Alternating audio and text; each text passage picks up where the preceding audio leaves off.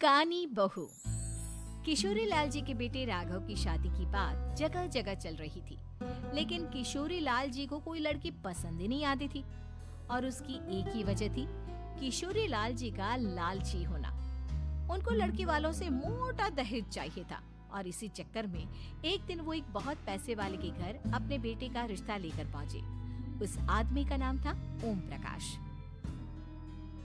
देखिए किशोरी लाल जी, मेरी एक ही बेटी है और मेरी सारी संपत्ति जायदाद सब कुछ मेरी बेटी नैना का ही है। पापा, नाम से लगता है बहुत खूबसूरत होगी। कितना अच्छा नाम है ना, नैना। हाँ, वैसे बात तो सही है आपकी। अब इतना पैसा है, जमीन जायदाद है, इकलौती बेटी, आप भी क्या करेंगे? सब कुछ उसे ही देंगे ना। बिल्कुल ठीक पहचाना आपने। बस बेटी की शादी और सारी जायदाद उसके नाम। पापा, बिना देखे हाँ कर दीजिए ना। इतना अच्छा रिश्ता फिर कहाँ मिलेगा? माला माल हो जाएंगे हम। मैं अपनी बेटी को बुलाता हूँ।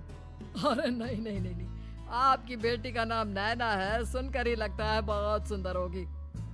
रहने दीजिए अंकल, मैं तो आपकी बेटी के नाम से ही इतना खुश हो गया हूँ कि उसे बिना देखे शादी करने को तैयार हूँ। अब तो मैं उसका चेहरा सीधे शादी के बाद ही देखूंगा। और इस तरह राघव नैना का चेहरा नहीं देखता और उससे शादी कर लेता है। शादी के बाद अपनी सुहाग रात पर जब राघव नैना का घूंघट उठाकर देखता है तो नैना की आंखें बंद थी। कितने खूबसूरत हो तुम नैना। जरा अपनी आंखें खोलकर मेरी तरफ देखो तो सही। नहीं, मुझे शर्म आती है। अरे, मैंने तुम्हें शादी से पहले भी नहीं देखा और अब अगर तुम आंखें खोलकर मुझे देखोगी भी नहीं तो मुझे अच्छा कैसे लगेगा? इससे पहले कि नैना अपनी आंखें खोलकर राघव की तरफ देखती, अचानक से लाइट चली गई और राघव नैना को पूरी तरह से देख भी नहीं पाया। अगली सुबह नैना राघव के लिए नाश्ता बनाकर लेकर आई। अरे ये क्या, आधा पराठा सेका हुआ है और आधा बिल्कुल कच्चा। ये तुमने क्या किया नैना? बहू, तुमने क्या आधा पराठा तवे से नीचे लटका कर रखा था जो आधा सिका है और आधा कच्चा? मुझे जितना दिखेगा उतना ही तो सीखूंगी ना पापा जी। जहाँ जहाँ मुझे नजर आ रहा था वहाँ मैंने सीख लिया, जहाँ जहाँ नहीं दिखा वहाँ कच्चा रह गया होगा। इसका क्या मतलब है? ये कैसा मजाक कर रही है तुम? अरे बहू, तुमने इतना लंबा घूंघट क्यों लगाया हुआ है? देखो, हमारे घर में बहुओं को बेटी की तरह रखा जाता है और फिर तुम तो इतना सारा माल लेकर आई हो। देखो, ये घूंघट डालकर रखने की कोई जरूरत नहीं है। हाँ नैना, पापा जी ठीक कह रहे हैं, तुम तो आराम से रहो, अपना ही घर समझो। नैना अचानक से अपना घूंघट उठा लेती है। अरे ये क्या पापा, नैना की तो एक आंख फूटी हुई है। नाम से नैना, लेकिन ये तो कानी बहू निकली। मेरे साथ धोखा हुआ है, धोखा। बिना दिखाए अपनी कानी लड़की मेरे संग ब्याह दी। मुझे कानी भी नहीं चाहिए। मुझे अभी ओम प्रकाश जी से बात करनी पड़ेगी। आखिर उन्होंने मेरे साथ ऐसा किया क्यों?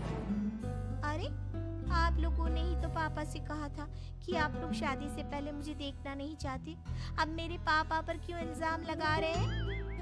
अरे लेकिन उन्हें बताना तो चाहिए था ना कि तुम कानी हो, एक आंख से तुम्हें दिखाई नहीं देता।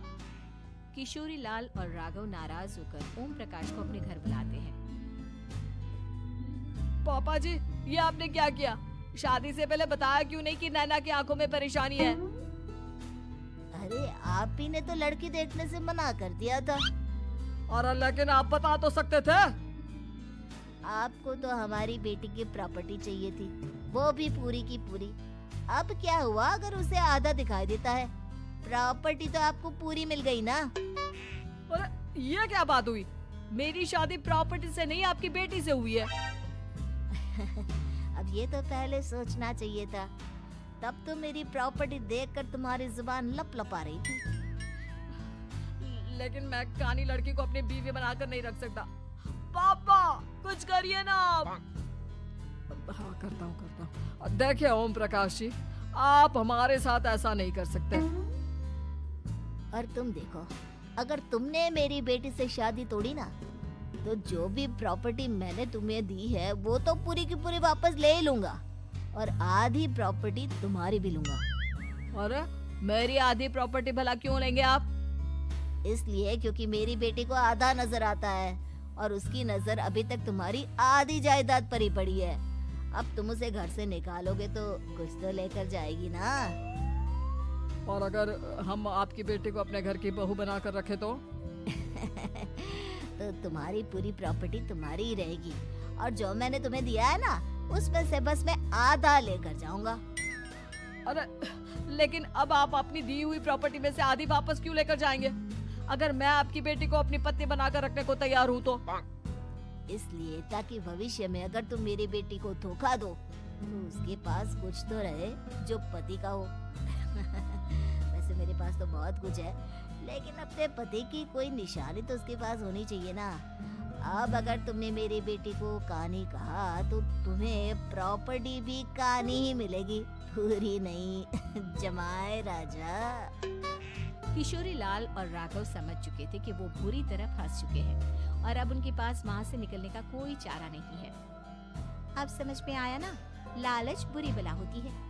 एक तो तुम्हें प्रॉपर्टी मिली, ऊपर से बीवी मिली, उसमें तुम्हें नखरे भी दिखाने हैं। आए बड़ी, चुपचाप बैठो तुम। कुछ दिनों के बाद नैना राघव की कार लेकर बाजार घूमने निकलती है और जब कार लेकर वापस आती है, ये क्या? एक तरफ से मेरी गाड़ी पूरी खराब हो चुकी है। लगता है तुमने मेरी गाड़ी को किसी दूसरी गाड़ी के साथ एक्सीडेंट किया है। अरे कितना बड़ा नुकसान कर दिया तुमने बहू। वो क्या है ना पापा जी, मुझे एक आंख से दिखाई नहीं दे रहा था, सामने से गाड़ी आ रही थी। मुझे तो सिर्फ आधा ही दिखाई दिया और वो गाड़ी मेरी कार से रगड़ती हुई निकल गई। अब मैं क्या करूं बताओ? आप इसे ठीक कराने के पैसे कौन देगा? तुम्हारे पापा? तुमने मुझसे इस तरह से बात की? अभी रुको। नैना राघव की शिकायत ओम प्रकाश को कर देती है। देखो राघव, अब जो मेरी आधी प्रॉपर्टी तुम्हारे पास थी ना, उसमें से आधी और मैं लेकर जाऊंगा, क्योंकि तुमने मेरी बेटी को डांटा। अरे नहीं नहीं पापा जी, गलती हो गई, माफ कर दो। गलती की तो कोई गुंजाइश ही नहीं। अगली बार मेरी बेटी को डांटा तो बची हुई आधी में से आधी और ले जाऊंगा। लालच के चक्कर में हम दोनों ने बहुत बड़ी गलती कर दी बेटा। एक तो तुम्हें कानी बहू मिली और ऊपर से जो माल मिला वो भी काना।